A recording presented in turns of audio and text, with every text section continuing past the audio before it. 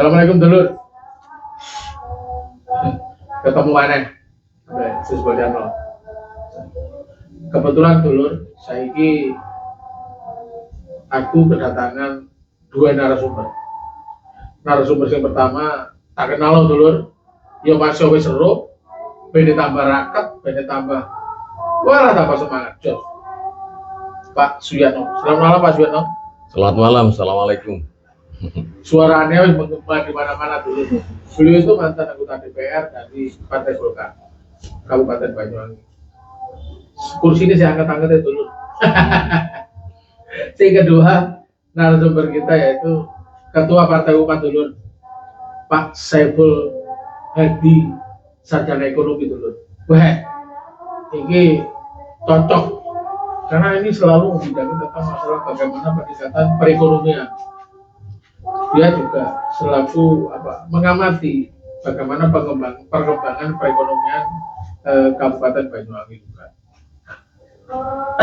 Coba selamat malam Pak Saiful. Selamat malam Pak Des. Ya, suaranya sama ya, sama-sama menggema. Karena beliau juga selain ketua partai juga beliau juga seorang tokoh agama, kiai juga kalau bisa disebut. Oh, kiai itu Ustadz Pak? Yes, Ustadz. Ustadz dulu. Pak Guru. Pak Guru.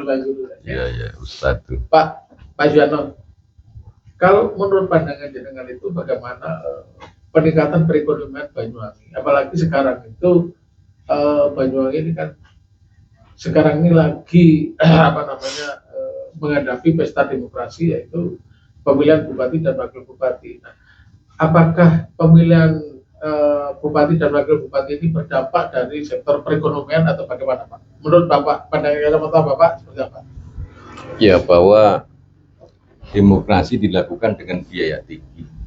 Demokrasi juga melibatkan orang banyak, dan itu merupakan satu kegiatan yang dilakukan per 5 tahunan. Iya.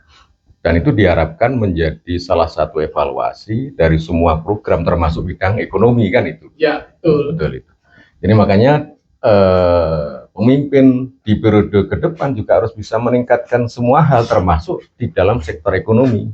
Ya. Sektor ekonomi menjadi salah satu motor penggerak kehidupan bermasyarakat, berbangsa dan bernegara, dan bisa menopang kehidupan keluarga masyarakat. Itu harus digarap dengan baik agar pemerataan ekonomi itu bisa terjadi. Betul. Semua sektor yang ada di kita ini harus dilakukan untuk digerakkan agar semua memberikan kontribusi buat peningkatan kapasitas ekonomi kita. Jadi itu.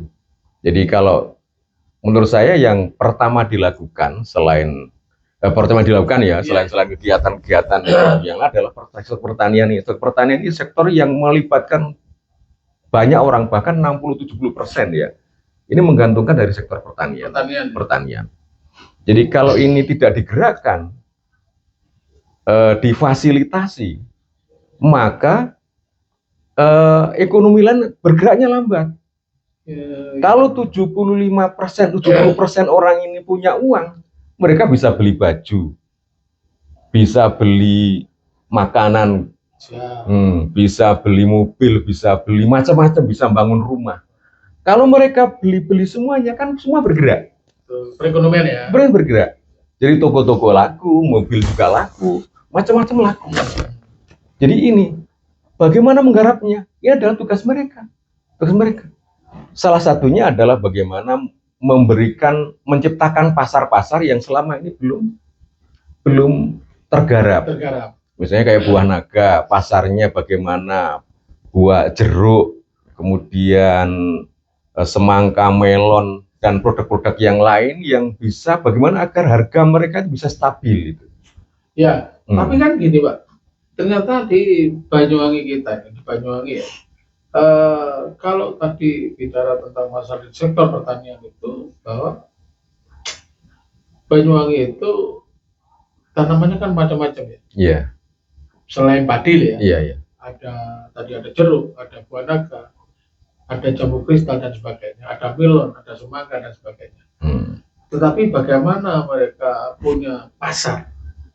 Iya. Sementara itu para petani itu saat ini kan juga mengeluh gitu loh. Mengeluhnya apa?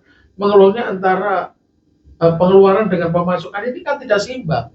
Nah, Iya, iya. bagaimana menyikapi hal seperti itu, Pak Yano? Jadi kan begini, Pak. Jadi sebenarnya potensi pasar itu sangat luas sekali. Negeri kita ini negeri yang sangat luas ya. Iya, Kalau kita contoh misalnya negara-negara Eropa kayak Belanda itu negeri kecil, mungkin besarnya mungkin sebesar Banyuwangi lah, negeri Belanda itu ya. Tapi mereka bisa menjual produknya. Anggap aja bahwa Jember itu kayak di Eropa ya kayak negara lain, kayak negara lain. Misalnya Madura, Irian sampai Bali. Jadi artinya mereka punya plus minus tentang sumber daya pertanian yang mereka butuh. Jadi kayak misalnya di Irian misalnya baru-baru ini saya dengar tadi malam tadi malam ya, itu ada permintaan buah naga itu per 1 bulan itu 100 ton. 100 ton. 100 ton. Yang selama ini dilayani melalui pintu Jakarta kemudian ke sini. Ini kan kalau itu kita bisa potong lalu lintas, potong kompas kan keuntungan banyak di sini. Jadi sirkulasi keuangan berarti kembali lagi ke Banyuwangi. Jadi harus keluar. Tidak. Jadi misalnya perjalanan ke Jakarta, kemudian dari Jakarta ke Irian misalnya. Iya. Lah ini kan butuh biaya, biaya banyak. Kalau itu biaya itu kemudian diberikan rezekinya kepada kita, harganya lebih bisa naik. Kan ya menguntungkan petani. Ya, menguntungkan petani. Ini salah satu. Tentu saja bahwa sektor-sektor yang lain juga harus digarap. Betul.